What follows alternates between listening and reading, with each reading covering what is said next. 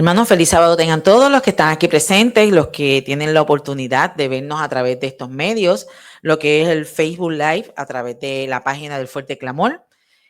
Vamos a comenzar con el culto divino de hoy, 15 de febrero del 2025, donde le agradecemos a nuestro Señor, ¿verdad?, por la oportunidad que nos da de estar aquí, de poder reunirnos, de poder congregarnos, ¿verdad?, un sábado más en su casa de oración, ¿verdad?, porque el Señor nos dice que donde hayan 2 o 3 reunidos en su nombre, allí Él se encuentra, ¿verdad?, en medio nuestro. Así es que, hermanos, sean todos bienvenidos. Vamos a hoy a tener el primer himno, que es el himno número 209. La Biblia nos habla de Cristo. Con este himno nos ponemos de pie para así dar comienzo con el culto divino.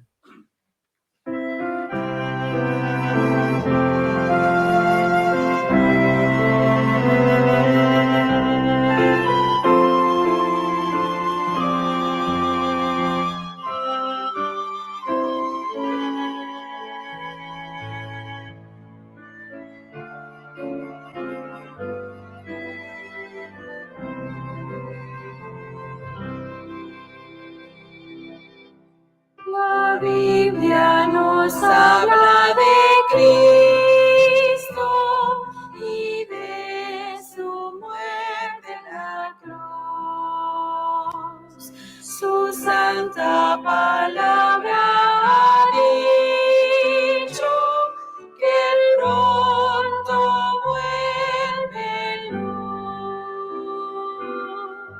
Te hayas visto encontrarás, Señor. Lo haces todo con fe, con amor. Has peleado por fe la batalla del bien. Pueden otros a Cristo en ti ver. Eres fiel por doquiera que vas. Puedes tú contemplarlo en su faz y triunfante decir: este es mi Dios. Puedes tú encontrar al Señor. No anheles el bien de esta vida, pues ella se pasará. Entrégate a Él sin medida, que hoy llamado está. Te hayas visto encontrar al Señor. Lo haces todo con fe, con amor. Has peleado por fe la batalla del bien. Pueden otros a Cristo en ti ver. Eres fiel por doquiera que vas. Puedes tú contemplarlo en su faz y triunfante decir: este es mi Dios. Puedes tú encontrar al Señor.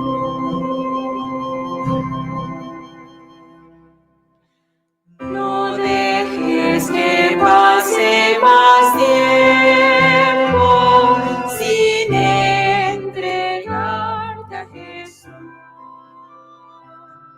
Alístate, pues el Maestro muy pronto vuelve luz. Te hayas visto encontrar al Lo haces todo con fe, con amor. Has peleado por fe la batalla del bien. Puede otros a Cristo entero. Eres fiel por doquiera que vas. Puedes tú contemplarlo en su faz y triunfante decir: este es mi Dios. Puedes tú encontrar al Señor.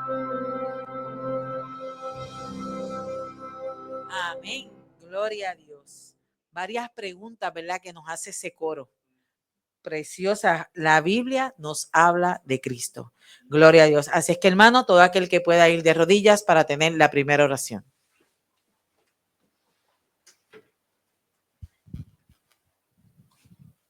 Feliz sábado, hermanos. Amantísimo Padre que estás en las alturas de los cielos, te alabamos, te glorificamos, te damos gracias, Señor, por la vida, por tu santo sábado, Señor, que es de refrigerio para nuestros corazones. Te damos gracias, Señor, por tu amor infinito, Señor. En estos momentos imploramos tu presencia, no tan solo en nuestros corazones, sino en medio nuestro, Señor. También aquellas personas que han de vernos a través de las redes, Señor, bendícelas en todo momento, Señor, que puedan ser tocadas en este momento por tu Santo Espíritu. Bendice, Señor, este culto de adoración que lo hacemos por ti, Señor, para ti, por ti y por nosotros, Señor. Gracias por tu amor, que tú estés en medio nuestro, y también a través de la ancha faz de la tierra hay cultos de adoración hacia ti, Señor, que tú puedas también morar en cada uno de esos corazones que te están escuchando. Ayúdanos, Señor, a escuchar tu palabra en estos momentos, a estar en reverencia y a ser receptivos de tu amor. En el nombre de tu Hijo, amado Jesús, te lo imploramos. Amén.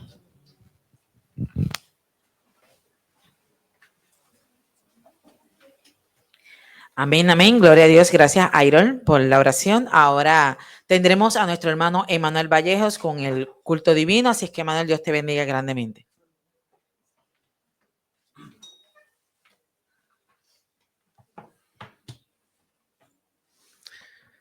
Saludos, hermanos, bendiciones, feliz sábado para todos, que Dios les bendiga. Una alegría poder tener este culto de adoración en libertad, en la casa del Señor. Cada vez que alguien se va a parar a predicar la palabra, antes de pararse a predicar la palabra tiene que arrodillarse, tiene que postrarse. Hay una ocasión donde la sierva del Señor cuenta, ¿no?, que ellas estaban en un culto y ella estaba por predicar y el ministro que estaba por hacer la primera oración estaba a punto de orar de pie. Entonces ella le dijo: arrodíllese. Esa siempre es la posición correcta. Entonces nosotros tenemos que arrodillarnos y humillarnos como siervos o como ministros o como hermanos, para que Dios pueda utilizarnos, para que el yo muera. O sea, cuando nos arrodillamos tenemos que pedirle al Padre que nos dé palabra y que el yo muera, porque no estamos para servirnos a nosotros mismos, sino a las necesidades del pueblo de Dios y edificar el cuerpo de Cristo. En esta mañana, hermanos, quiero hablar de un tema. El tema de hoy no va a ser como suelen ser los sermones, donde me gusta mucho hablar acerca de la motivación. Me gusta mucho hablar acerca de fortalecer nuestra fe. Esto tiene que ver con fortalecer nuestra fe, pero es un tema más bien educativo. Hoy Víctor dijo algo: esta lección de escuela sabática tiene mucha doctrina y nosotros tenemos que hacer una cosa sin dejar de hacer la otra. Necesitamos ir a las cuestiones sencillas, primarias y todo, pero también tenemos que fortalecer cuestiones doctrinales, por las cuales, si no las fortalecemos, Satanás puede sembrar semillas de dudas en los corazones. Y en esta ocasión tiene que ver con una semilla de duda que fue sembrada, con una mentira que ha sido repetida hasta el hartazgo y hasta el día de hoy es repetida incluso por muchos protestantes. Nosotros como pueblo de Dios, seguidores de Cristo, que es el camino, la verdad y la vida, tenemos que hablar siempre la verdad. Y tenemos que combatir siempre la mentira. Siempre tenemos que hablar a favor de la verdad. Y cuando se levantan mentiras tenemos que descubrirlas con la palabra, exaltando la verdad de Dios.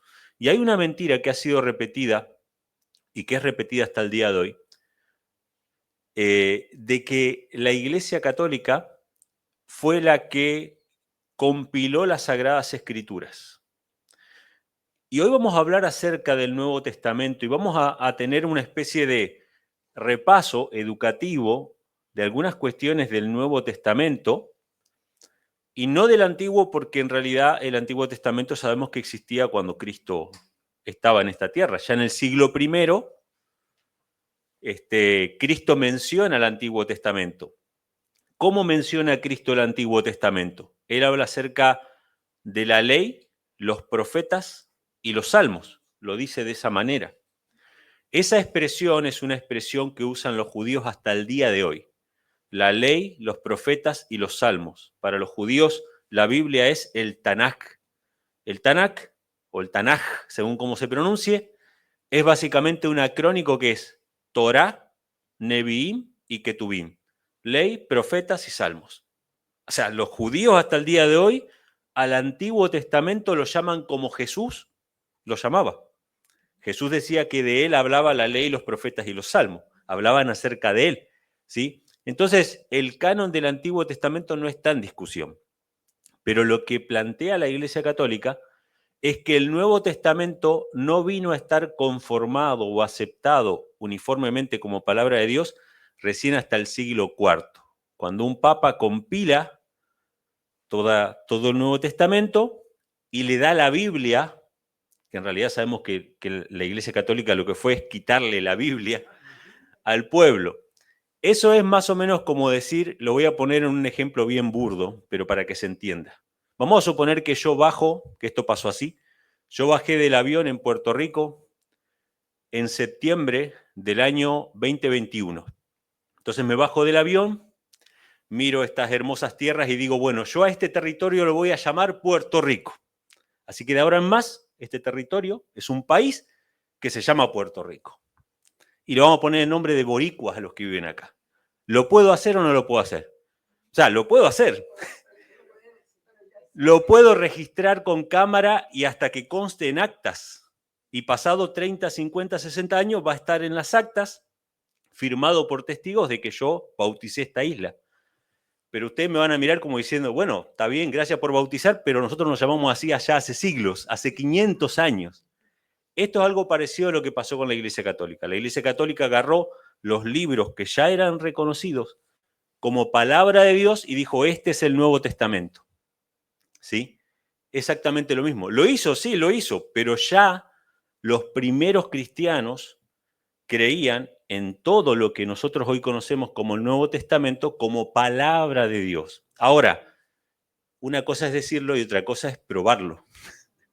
Entonces, lo que yo quiero compartir con ustedes hoy son algunas herramientas que quizá nos ayuden a no solamente a no caer en el engaño, sino también a poder ayudar a otros que quizá cayeron en ese engaño. ¿Sí? Porque hasta el día de hoy, hasta muchos protestantes creen que la Biblia la tenemos gracias a la Iglesia Católica y nada más alejado de la realidad. Si fuera por la Iglesia Católica, nosotros hoy no tendríamos este libro en nuestra mano. Mucha gente murió en la hoguera para que tengamos este libro en nuestras manos, ¿sí? Y se tradujo a los diferentes lenguajes. Pero cuidado, hermanos, que estamos por entrar en una segunda edad media. Todos los poderes mediáticos, y en esto van a ayudar muchos los que se llaman de la nueva derecha y que están en la batalla cultural, van a ayudar a entrar a una nueva edad media. Ya hay historiadores blanqueando la historia de la conquista de América, blanqueando la historia de la Inquisición. Blanqueando me refiero a contándola de otra manera. blancando la historia del catolicismo. Por eso es importante difundir el conflicto de los siglos, hermano. La historia del conflicto de los siglos muestra lo que fue la Edad Media.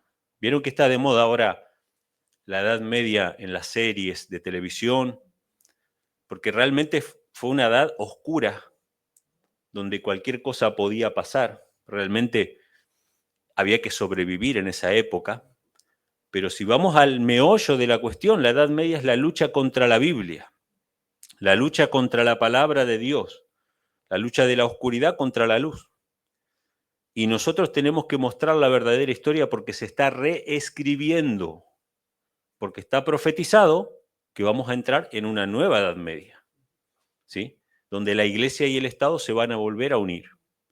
Y el Papa va a ser reivindicado como cabeza moral, espiritual del mundo.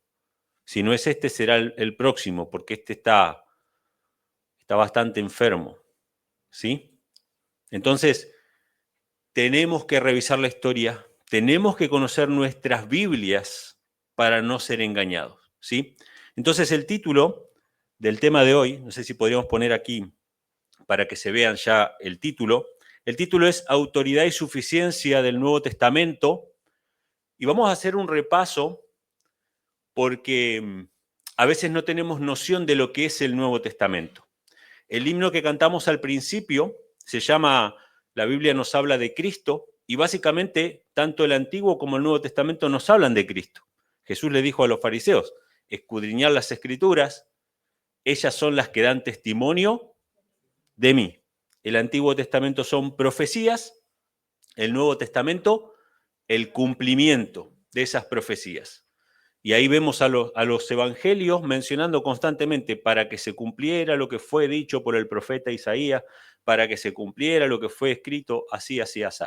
Entonces, toda la Biblia nos habla de Cristo y el Nuevo Testamento básicamente es el testimonio de los testigos inmediatos de la muerte, el ministerio, la muerte y resurrección de Cristo y de todas sus palabras, sus dichos y sus enseñanzas que sabemos por el apóstol Juan que no están todas registradas.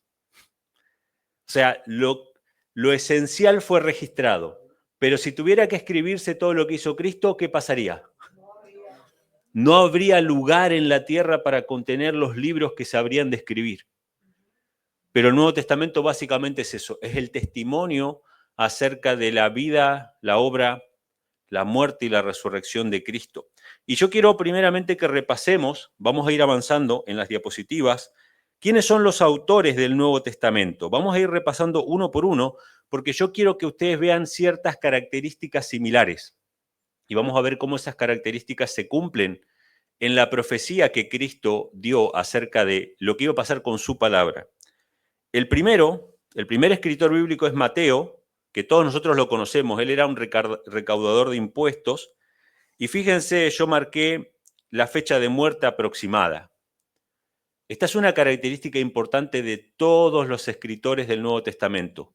Murieron en el primer siglo. Acá dice años 60 o 70, no se saben en realidad las fechas exactas. Dice que fue un apóstol, es decir, que fue seguidor de Cristo, fue testigo directo de Cristo. Se cree que predicó en Etiopía y pudo haber sido martirizado.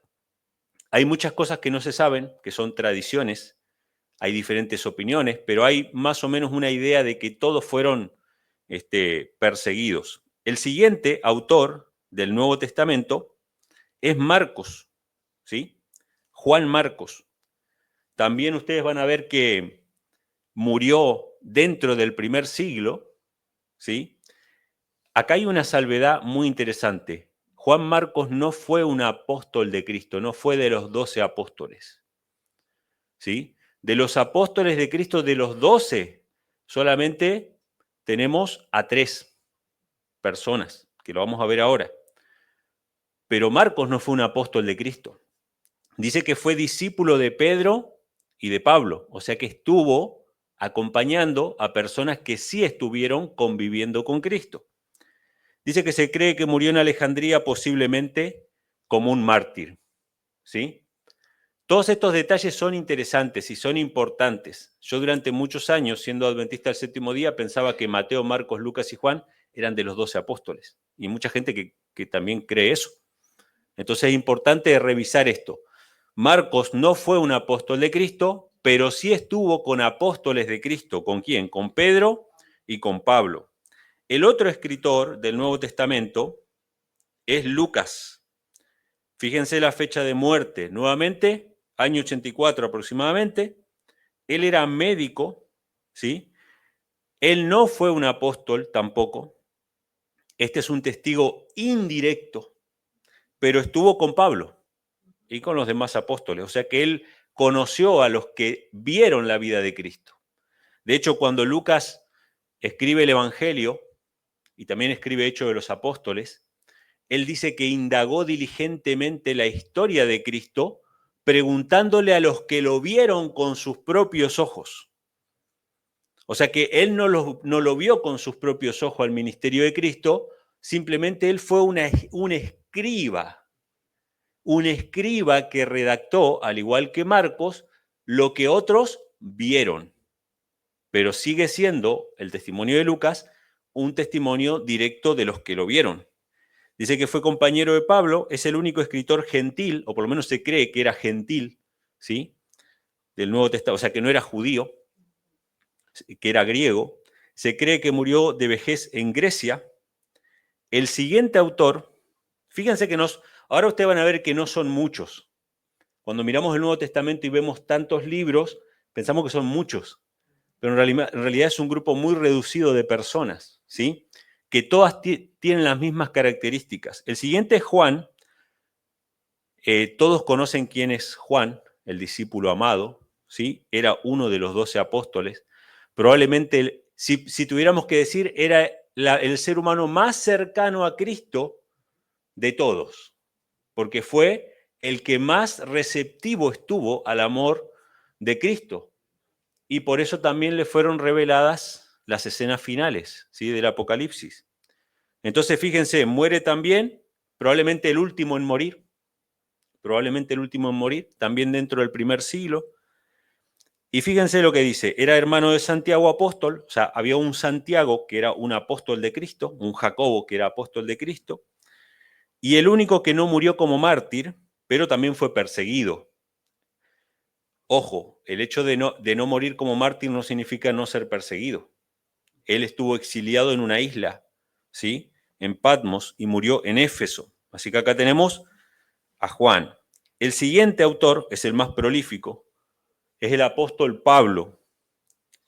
El siguiente es Pablo, también conocido como Saulo de Tarso. Fíjense que muere también en el 64 al 67. Se sabe específicamente cómo murió porque está registrado en la Biblia. Los demás que no se sabe es según la tradición, según lo que se dice, según algunos registros, pero en el caso de Pablo se sabe específicamente que murió, ¿sí? Decapitado, fue fariseo convertido, escribió la mayoría de las epístolas y murió decapitado en Roma bajo Nerón. Hasta ahora lo que vemos es, todos fueron personas que vieron a Cristo o que entrevistaron y estuvieron con los que vieron a Cristo, fueron del primer siglo y fueron perseguidos por su fe. O sea, todas estas cosas son características de todos los escritores. Alguno va a decir, bueno, pero Pablo no lo vio resucitado, porque se le apareció en el camino a Damasco. De hecho, cuando él defiende su apostolado, él dice, ¿acaso yo no vi al Señor? ¿No vi a Cristo? Y él vio a Cristo. Lo vio después, pero lo vio, y probablemente podríamos decir que lo vio mejor. Lo vio mejor, lo vio en su gloria, vio la gloria del unigénito del Padre, que lo dejó ciego, ¿sí? Entonces Pablo era un testigo directo también de Cristo. El siguiente autor del Nuevo Testamento es Pedro, también conocido como Simón Pedro. Muere también en el 64 al 67, dentro del primer siglo. Fue pescador y discípulo de Cristo, o sea que convivió con Cristo, fue testigo de su muerte y resurrección. Conocemos los contratiempos que tuvo Pedro al negar al Señor, ¿no? Que lo negó 3 veces. Vaya que si Pedro fue testigo, ¿no? Desde esa perspectiva tan particular, creo que todos nosotros nos sentimos identificados al ver a Cristo, como que escondimos de Él nuestro rostro, ¿no? Como dice Isaías. Isaías lo ve prácticamente desde la perspectiva de Pedro a la crucifixión. Cada uno se apartó por su camino, escondimos de Él nuestro rostro, le tuvimos por herido de Dios y abatido. Dice que fue crucificado boca abajo, bajo el reinado de Nerón, ¿sí? También fue perseguido, murió en el primer siglo, fue testigo directo. Y ahora vienen 2 personajes, el siguiente, que son los que más me gustan también de los escritores del Nuevo Testamento, porque no tienen tanto protagonismo dentro de los evangelios y de la historia de Cristo. Tienen un protagonismo, tienen una relevancia menor dentro del ministerio público de Cristo. Esta gente aceptó a Cristo mucho tiempo después del ministerio de Cristo. ¿Quién fue Santiago, el que escribe la carta de Santiago? También conocido como Jacobo. Ahí dice, ¿no? Jacobo, hermano de Jesús. Hermano. Qué interesante. ¿Fue testigo de lo que pasó con Cristo? Claro que sí, era el hermano. El hermano, vaya que era un testigo directo. También muere en el primer siglo, dice que fue líder de la iglesia de Jerusalén, se cree que fue apedreado hasta la muerte, ¿sí? Y el último autor que tenemos ahí, el octavo, es Judas. Y fíjense quién era Judas. Este no es Judas Iscariote, este no es Judas Tadeo, habían 2 Judas dentro de los 12 apóstoles, este no es ni Judas Tadeo ni Judas Iscariote, este es otro Judas que es hermano de Jesús. Interesante. Otro hermano de Jesús. Hermano de Jesús. También muere en el 65 al 80. Dice hermano de Santiago, obviamente porque Santiago, el que mencionamos anteriormente, también era hermano de Jesús. Escribió la carta de Judas, se desconoce su muerte, pero algunos creen que fue martirizado. Más allá de que se conozcan o no los detalles, todos fueron perseguidos porque en el primer siglo todos eran perseguidos. O sea, los cristianos del primer siglo era una iglesia perseguida, ¿sí? Por eso salió venciendo y para vencer. Esa persecución hizo que se dispersara el evangelio y que tuviera mucha fuerza y que llegara a todas las naciones en una sola generación. El evangelio en una sola generación llegó a todas las naciones y eso fue por causa de la persecución, ¿sí? Porque ellos hasta el apedreamiento de Esteban estuvieron en Jerusalén, pero después de esa persecución que empezó en Jerusalén, ellos fueron a los gentiles a predicar el evangelio. Así que en la siguiente diapositiva ustedes van a ver el pantallazo que yo quiero que ustedes tengan en su mente cuando ustedes vean el Nuevo Testamento. ¿Qué es el Nuevo Testamento? Son los testigos inmediatos de la vida, de la obra, de la muerte y de la resurrección de Cristo. Y fíjense, yo los separé en grupos para que vean que no son tantos los autores. Los primeros 4 eran apóstoles, o sea, vieron a Cristo. El apóstol es el que vio a Cristo y fue enviado por Cristo. En el caso de Pablo, en última instancia, como abortivo, el desechado, como último, vio a Cristo, pero también fue enviado por Cristo a predicar, es un apóstol, ¿sí? Entonces esos 4 primeros son apóstoles de Cristo. Vieron a Cristo, saben y dan fe de que Jesús resucitó de entre los muertos y van al mundo a predicar que hay vida después de la muerte en Cristo Jesús. La resurrección cuando Cristo venga por segunda vez. Ellos van a predicar el evangelio de que Cristo murió y resucitó por cada uno de nosotros. Después tenemos en el grupo de abajo, en el azul, están los escribas. Estos no fueron testigos directos, pero entrevistaron a los testigos directos y escribieron lo que los testigos dijeron. Así que estos no son testigos directos, pero son indirectos, son escribas que dejaron registrado el mismo testimonio. Y después, en el último grupo, en el amarillo, tenemos a 2 hermanos de Jesús. O sea, son parientes de Jesús.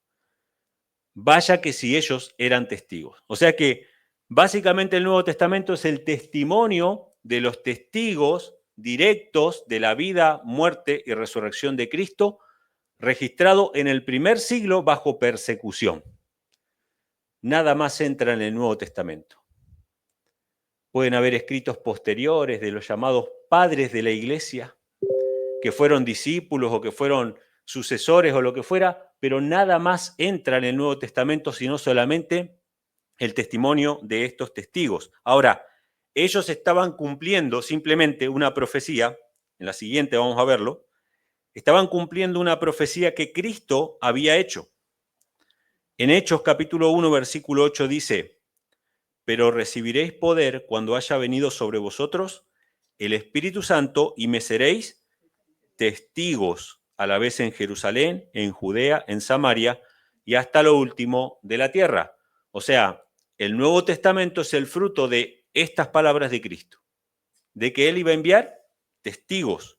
En Mateo 23, 34 dice: por tanto, he aquí, esto se lo dice Jesús a la dirigencia religiosa, a los fariseos. Esta es esa gran exhortación que hace Cristo, donde dice: hipócritas, hipócritas, le dice a los fariseos, y Él le dice unas palabras acá: he aquí yo os envío profetas y sabios y escribas. ¿Por qué escribas? Porque había que pasar por escrito. O sea, el Nuevo Testamento estaba en los planes de Cristo. El Nuevo Testamento es una orden dada por Cristo a sus discípulos. El Nuevo Testamento no es una compilación posterior que hace la iglesia en su autoridad. No, es la autoridad de Cristo delegada a los apóstoles de pasar por escrito el testimonio y llevarlo hasta lo último de la tierra. Entonces dice que les envía sabios, profetas, escribas. De ellos a unos mataréis, crucificaréis, algunos azotaréis en vuestras sinagogas y perseguiréis de ciudad en ciudad. ¿Se cumplió todo esto con los que escribieron el Nuevo Testamento? Sí. Eran escribas, eran profetas, eran testigos de Cristo que dejaron por escrito todo y fueron perseguidos de ciudad en ciudad y llevaron el Evangelio hasta lo último de la tierra. En la siguiente vamos a ver cómo el apóstol Pedro lo menciona varias veces, ¿sí? En Hechos 2:32, Pedro dice: a este Jesús resucitó Dios, de lo cual todos nosotros somos testigos. O sea, ellos tenían que testificar de que Jesús resucitó entre los muertos. En Hechos 3:15 dice: matasteis al autor de la vida, a quien Dios resucitó de los muertos, de los cuales nosotros somos testigos. Y en Hechos 5:32 dice: nosotros somos testigos suyos de estas cosas, y también el Espíritu Santo, el cual ha dado Dios a los que le obedecen. Entonces, ¿qué es el Nuevo Testamento? De hecho, la palabra testamento viene de testigo, ¿sí? Los testigos de que Cristo era el Mesías. Ahora, ¿cuál es el argumento que aduce la Iglesia Católica? Bueno, las cartas estaban dispersas por ahí, los evangelios dispersos por ahí, algunos tenían una parte, otros tenían otra, lo cual es un argumento bastante flojo, porque lo mismo puede pasar hoy. Hay cristianos que hoy no tienen la Biblia, por una cuestión de que no tienen acceso. Hay países donde está prohibido, por ejemplo, Corea del Norte, y hay cristianos que les envían las Biblias por globo aerostático desde Corea del Sur, ponen las Biblias en unos globos y cuando el viento da para allá, los largan para que puedan recibir Biblias. O sea, hoy día hay cristianos que no tienen Biblia, y eso no significa que la Biblia no exista como autoridad. Puede ser que antes de que Pablo escriba sus cartas solamente tuvieran los evangelios, claro que sí, pero una vez que Pablo escribe sus cartas, ya son parte de las escrituras.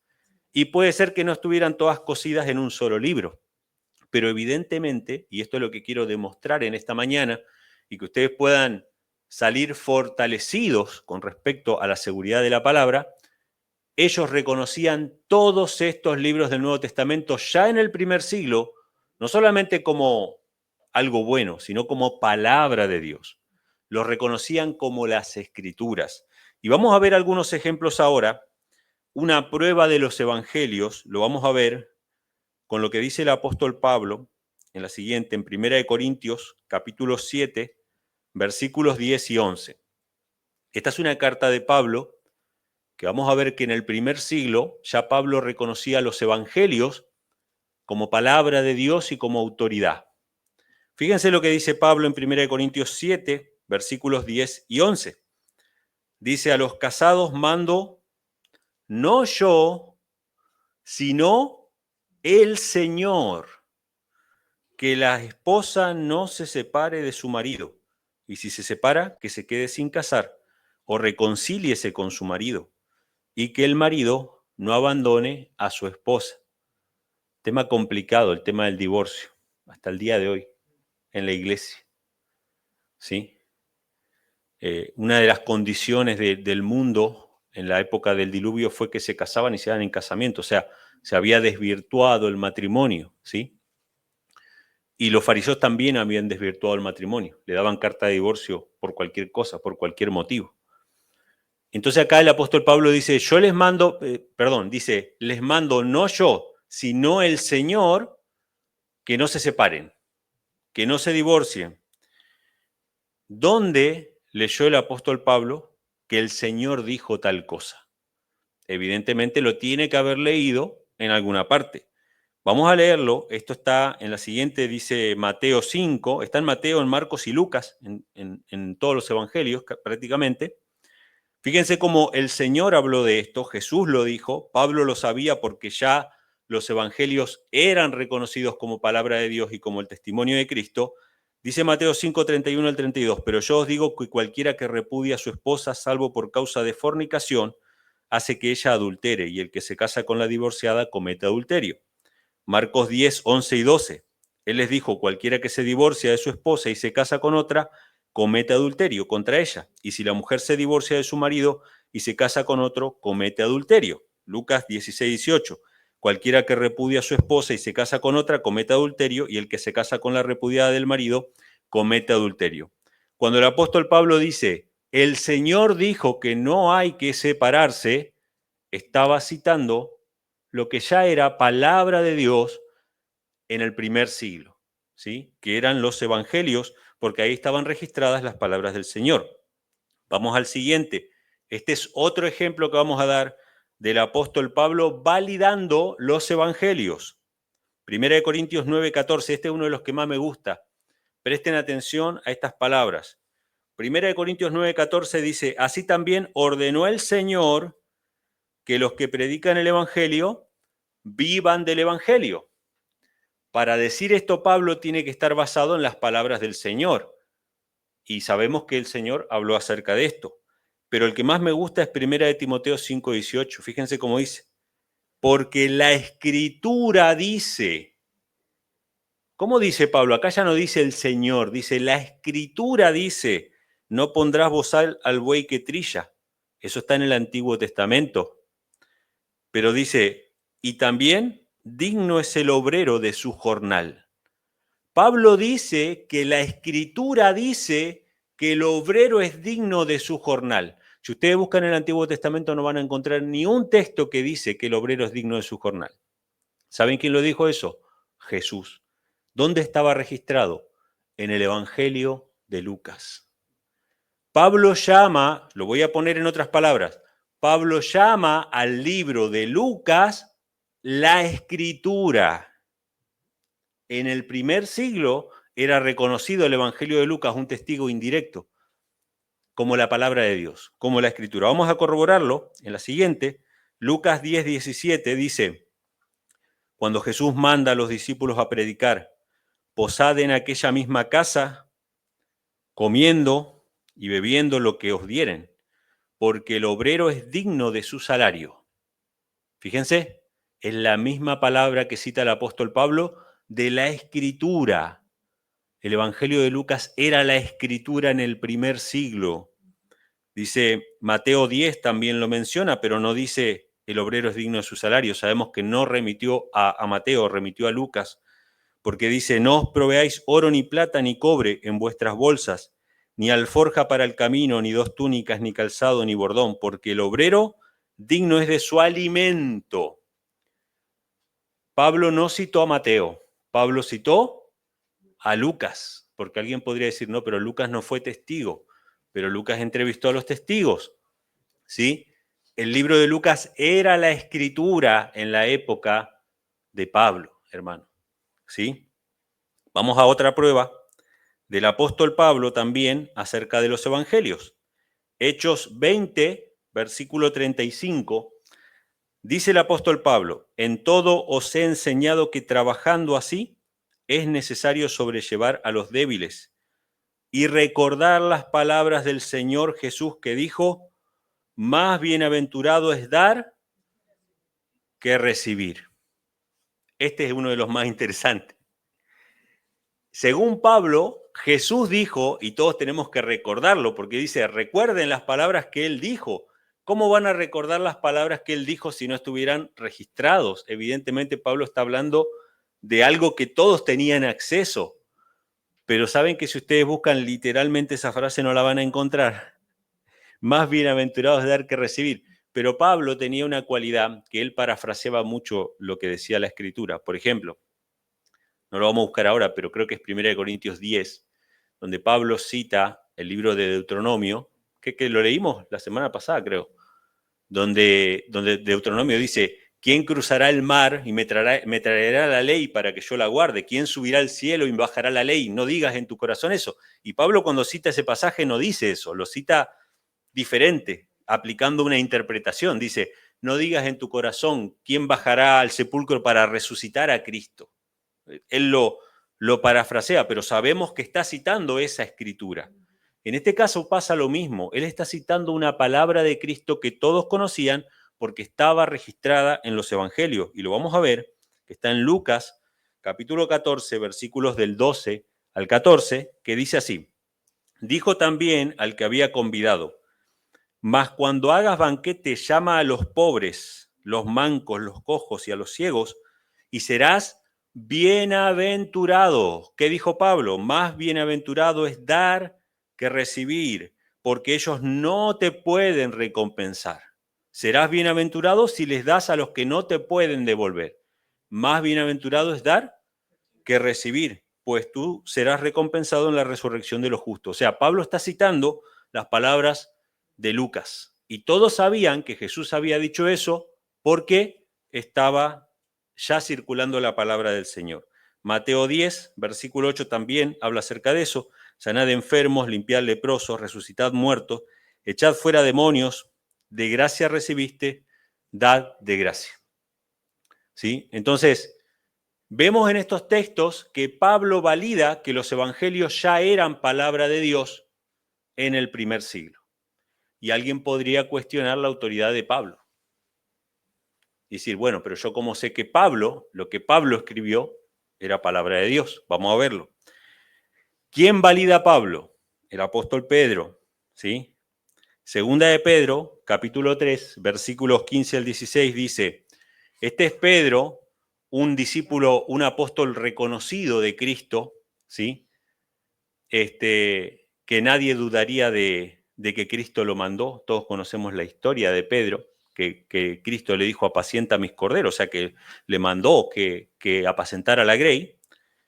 Y Pedro, que tenía autoridad moral para hablar, habló acerca del apóstol Pablo. Y fíjense lo que dice Pedro del apóstol Pablo. Recuerden que toda esta gente murió antes del año 100. Toda esta gente murió antes del primer siglo.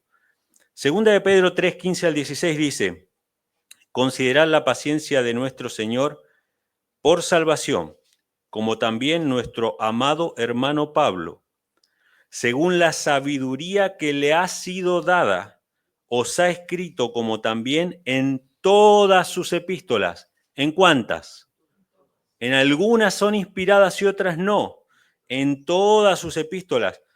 Dice que Pablo no habló de su propia cuenta, habló según la sabiduría que le había sido dada en todas sus epístolas. O sea, las cartas de Pablo en el primer siglo eran consideradas palabra de Dios, hablando en ellas estas cosas, entre las cuales hay algunas difíciles de entender, las cuales los indoctos e inconstantes tuercen, como también las otras escrituras para su propia perdición. El apóstol Pedro, al decir que se tuercen las palabras de las epístolas de Pablo como las otras escrituras, está llamando a las cartas de Pablo escrituras. palabra de Dios, inspirada por Dios. O sea que tenemos ahí a Pedro validando al apóstol Pablo. Pero yo podría poner en duda a Pedro también. Vamos a ver otro pasaje que prueba que Pedro también era reconocido, o las cartas de Pedro eran reconocidos como palabra de Dios en el primer siglo. El que escribe ahora es Judas. ¿Quién era Judas? El hermano de Jesús, ¿sí? Y vamos a ver más adelante que Judas era reconocido también como un ministro del Señor. Él no era uno de los 12 apóstoles, como tampoco Santiago era uno de los 12 apóstoles, pero eran reconocidos como ministro del Señor. Fíjense lo que dice Judas 1, 17 y 18. Pero vosotros, amados, acordaos de las palabras que antes fueran dichas por los apóstoles de nuestro Señor Jesucristo. ¿Sí? ¿A quién va a citar? Al apóstol Pedro, de que os decían, en el postrer tiempo habrá burladores que andarán según sus malvadas concupiscencias. ¿A quién estaba citando? Segunda de Pedro 3:3. Sabiendo primero esto, que en los postreros días vendrán burladores. Y fíjense este patrón que nosotros vemos tanto en las cartas de Pablo como en lo que leímos acerca de Pedro y lo que leemos acá de Judas, que siempre es, recuerden las palabras que fueron dichas. ¿Cómo las iban a recordar? Lo tenían por escrito, tenían la palabra. Recuerden lo que dijo el Señor. Y todos los que no vieron a Cristo y no estuvieron presentes cuando Él lo dijo, ¿dónde lo vieron? En los evangelios, porque estaban escritos los evangelios. Recuerden que el Señor dijo, es mejor dar que recibir. Recuerden lo que Pedro dijo, que en los postreros días iba a pasar tal cosa. ¿Cómo lo iban a recordar si no estuvieron presentes cuando Pedro lo dijo? Porque estaba escrito, porque era la palabra del Señor, ¿sí? Ahora, en estos últimos versículos quiero que veamos la prueba de Judas. No solamente de Judas, sino de Santiago, ¿sí? Fíjense, Judas y Santiago eran hermanos de Jesús, no eran de los 12 apóstoles, pero eran ministros del Señor también. Esto me encantó, esto conmovió mi corazón, hermano. Fíjense lo que dice Pablo en 1 Corintios 9, versículo 5, cuando él defiende su ministerio, porque había muchos hermanos que no reconocían que él había visto a Cristo y no le reconocían como un apóstol. Entonces, ¿qué pasaba? No lo sostenían. Entonces él dice, bueno, ¿acaso solamente yo y, no me acuerdo si era Bernabé, no me acuerdo quién, no tenemos derecho de no trabajar? Él lo plantea de esa manera. No trabajar se refiere a trabajar, no trabajar en otra cosa, ¿no? Pero sí trabajar por el Evangelio. Entonces él no usaba de ese derecho, pero fíjense que en su defensa él menciona, no tenemos derecho de traer con nosotros una hermana, una esposa, como también los otros apóstoles y los hermanos del Señor y Cefas. Fíjense, están los apóstoles, está Pedro, que era el más conocido, y los hermanos del Señor. Los hermanos del Señor eran reconocidos por la iglesia como ministros del Señor, aunque no eran de los 12 apóstoles, eran reconocidos. Y fíjense cómo Judas se separa, porque Judas en el texto que leímos anteriormente decía, recuerden las palabras que dijeron los apóstoles del Señor. Él sale afuera de ese grupo. Y acá también está fuera del grupo de los apóstoles. Pero eran reconocidos los hermanos del Señor. ¿Cuántos hermanos? 2, Judas y Santiago, hermanos del Señor. Y si se fijan en Mateo 13, ahí menciona, ¿no? Que cuando hablaban de Cristo, ¿no? En Nazaret dice, ¿no es este el hijo del carpintero? ¿No se llama su madre María y sus hermanos Jacobo, José, Simón y Judas? Ahí hay varios hermanos, ¿no? Jacobo, José, Simón y Judas. Son 4, pero solamente 2 fueron ministros del Evangelio, ¿sí? Ahí está Jacobo y ahí está Judas. Y cuando vamos a Judas 1, versículo 1, Judas se presenta a sí mismo y acá se ve un rasgo de humildad. ¿Cómo se presenta? Él dice, Judas, ¿qué hubiésemos puesto nosotros?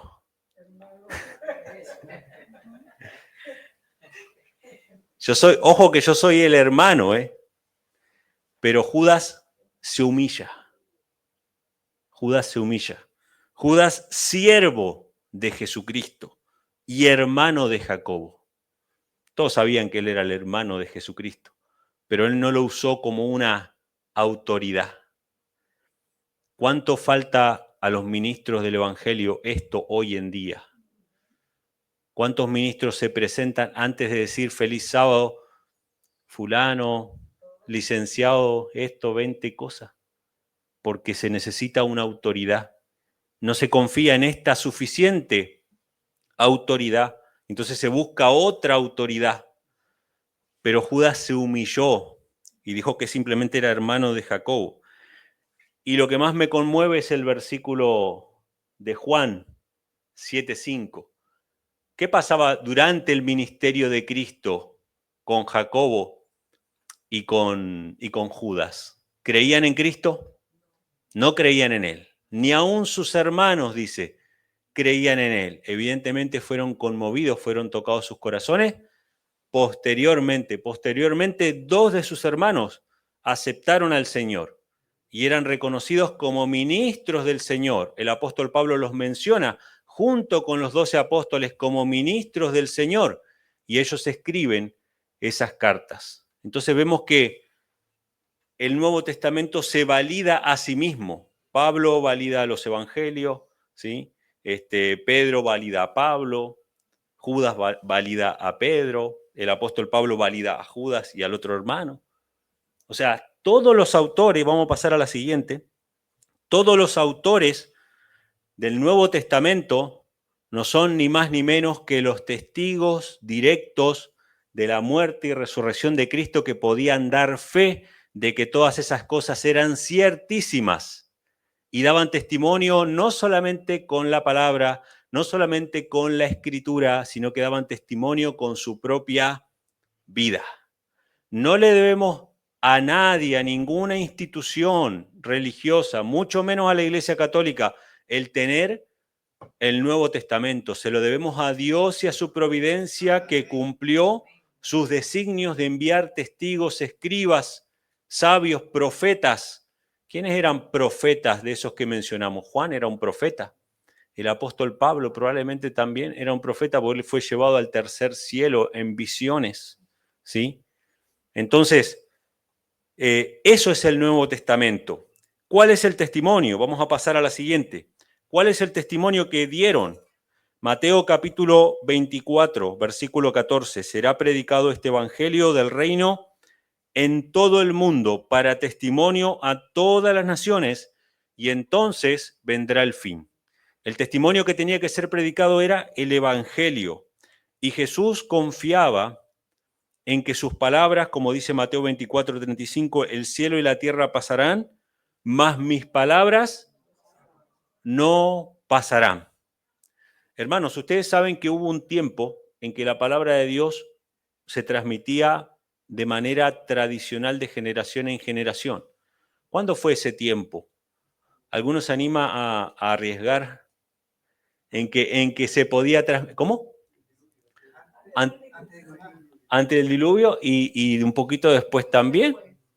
O sea, ¿quién fue el primer escritor bíblico? Moisés fue el primer escritor bíblico. Enoc fue el primer profeta, pero no fue el primer escritor. El primer escritor fue Moisés. Antes de Moisés existía una capacidad mental de, vamos a ponerlo como un ejemplo aquí, simplemente. Si nosotros quemáramos todos los libros de matemática que existen en el mundo, las tablas de multiplicar, ¿permanecerían o se extinguirían? Permanecerían porque todo el mundo de chiquito le enseñaron las tablas de multiplicar, ¿sí? Si quemáramos todos los libros de matemática, las tablas, tenemos esa capacidad limitada. Ahora, si quemaran todas las Biblias, ¿permanecería la palabra? Ustedes saben que hay un libro muy interesante que se llama Fahrenheit, creo que es 457, no me acuerdo ahora, era la temperatura de los grados Fahrenheit. Es una novela distópica que escribió un escritor inglés, creo que inglés, que habla acerca de que en el futuro estaban prohibidos los libros. Entonces había un grupo de personas que era la resistencia a la dictadura que lo que hacían era memorizar los libros. Y los memorizaban para que si los quemaban, esos libros permanecían. Algo de eso hicieron los valdenses, ustedes saben, ¿no? En la época de los valdenses las Biblias se quemaban, ellos tenían que memorizar. pero nuestra capacidad ha sido deteriorada. O sea, tiene que permanecer la palabra escrita para que se pueda preservar. Pero antes de Moisés, la ley, todos los mandamientos del Señor, la historia de la creación, todas esas cosas se transmitían de generación en generación y no faltaba una jota ni una tilde, porque existía la capacidad y habían personas suficientes dedicadas a mantener ese conocimiento. Pero Dios nunca más, después de Moisés, se pudo fiar de la memoria del ser humano. Nunca más. Y siempre la palabra tuvo que estar escrita. Si hubo un tiempo en que la palabra se transmitió de manera oral y tradicional, fue antes de Moisés. Pero nunca más. El hombre la pervierte, el hombre la cambia, ¿sí? Hoy mismo, si nosotros vamos por ejemplo, a tradiciones o a historias que se cuentan en diferentes partes del mundo, o canciones. Yo estuve meditando mucho sobre este tema. En algunos países se canta de una manera o se cuenta de una manera porque se van trastocando pequeñas cosas, van cambiando y sabemos que la fuente es común, pero se han cambiado las historias. La única manera en que Dios podía preservar su palabra era de manera escrita, ¿sí? Entonces, así es que se ha mantenido y no iba a ser diferente cuando Cristo mandara a sus apóstoles a dar testimonio. Tenía que haber un testimonio escrito. Ellos iban a hablar, enseñar, nosotros hablamos, enseñamos. Hay gente que no está presente acá, que nunca va a escuchar lo que hablamos, pero hay un testimonio escrito. Siempre fue así, ¿sí? Desde Moisés para acá. Entonces vamos a la última, los últimos versículos, hermanos, para ver cómo era considerada la palabra que era transmitida por los apóstoles, no solamente de manera oral, sino también de manera escrita. Primera de Tesalonicenses, capítulo 2, versículo 13, dice, por lo cual nosotros también sin cesar damos gracias a Dios, porque cuando recibisteis la palabra de Dios que oísteis de nosotros, la recibisteis no como palabra de hombre, sino como es en verdad la palabra de Dios, la cual también obra eficazmente en vosotros lo que creéis. Hermanos, las cartas, los evangelios, todo el Nuevo Testamento fue recibido como palabra de Dios desde el mismísimo momento en que fueron escritas y enviadas. No se necesitaron concilios posteriores que validaran que era palabra y que no era palabra, ¿sí? Y dice 2 de Tesalonicenses 2:15, así que hermanos, estad firmes y retened la doctrina que os ha sido enseñada, sea por palabra o por carta nuestra. O sea que las cartas del apóstol Pablo eran la doctrina, eran la palabra de Dios que ellos habían recibido. Ellos predicaban también, no todo era por carta, no todo era por libros, pero nosotros no estábamos presentes cuando él habló de esas cosas. ¿Qué es lo que recibimos nosotros de esa palabra de Dios? Lo que permanece sin alteración, que es como recibir lo que Pablo dice en persona, que es lo que está escrito. Así que, hermanos, tenemos evidencias bien claras de que el Nuevo Testamento fue recibido como palabra de Dios en el primer siglo, no necesitó ningún concilio. Estamos viviendo en una época, hermanos, en que hay una guerra contra la palabra de Dios. Todo lo que pueda hacer Satanás para que desconfiemos de la palabra, lo va a hacer, porque él sabe que la única manera en que nosotros podemos vencer el pecado y vencer en la crisis final que viene es confiando en sus promesas. Pero si él siembra dudas sobre la palabra, ¿podemos confiar en esas promesas? Evidentemente no. Hermanos, aferrémonos con todas nuestras fuerzas a la palabra del Señor. Que el Señor les bendiga.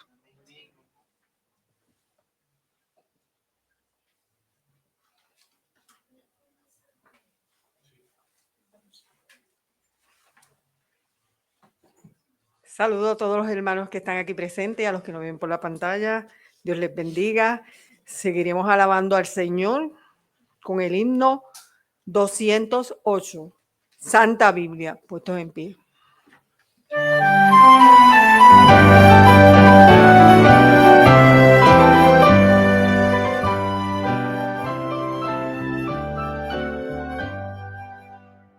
Santa Biblia para mí, eres un tesoro aquí.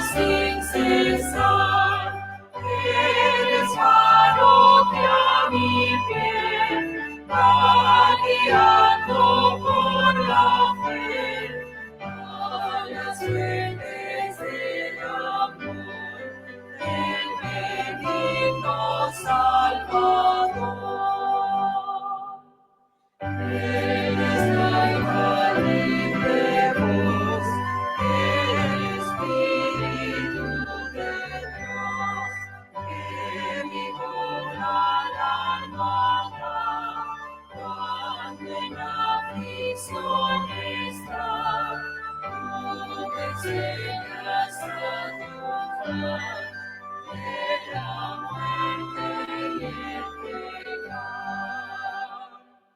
Por tu santa letra sé que con Cristo reinaré. Oh, que tan indigno soy, por tu luz al cielo voy.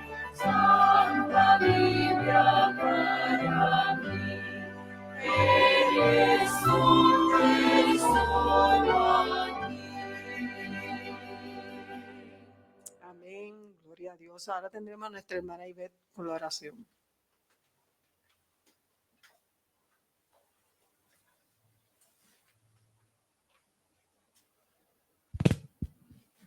Oremos. Dios y Padre Santo, gracias te damos porque aún tenemos la libertad de poder estudiar y predicar tu palabra. Te adoramos y te reconocemos como el único Dios verdadero y a tu Hijo amado Jesús a quien me enviaste. Permite, oh Dios, que cada palabra que leemos, Señor, de tu palabra, Señor, quede atesorada en nuestros corazones, que podamos predicar a otros esta verdad. Y Señor, que muchos puedan venir a tus pies al conocerte a ti y a tu Hijo amado. Bendice a todos aquellos que escucharon este tema, que tu Santo Espíritu los inquiete y, Señor, que aprendamos a confiar solamente en ti. Te pedimos tu bendición a cada hijo tuyo y que, Señor, tu paz quede en nuestros corazones. Por Jesús. Amén.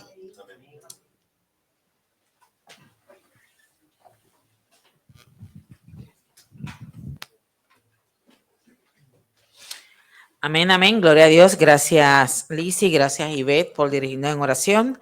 Gracias a nuestro Padre Celestial por enviarnos aquí a morir, a morar en esta tierra, ¿verdad? Y gracias a su santa palabra. Sé que para muchos quizás fue de un repaso, para otros fue de aprendizaje. De verdad que tremendo aprendizaje. Gracias, Emanuel, por esta palabra, ¿verdad? Por su santa palabra. De verdad que el que no lo entendió, no sé por qué, porque de verdad que el Señor lo utilizó grandemente, ¿verdad? Para traer su palabra de una manera muy clara. Así es que le doy gracias a todos los que están aquí presentes, que ya no son visitas, ya ustedes son de la casa, ¿verdad? Así es que le damos gracias a Dios y nos ponemos muy contentos cuando siempre llega alguien a la iglesia.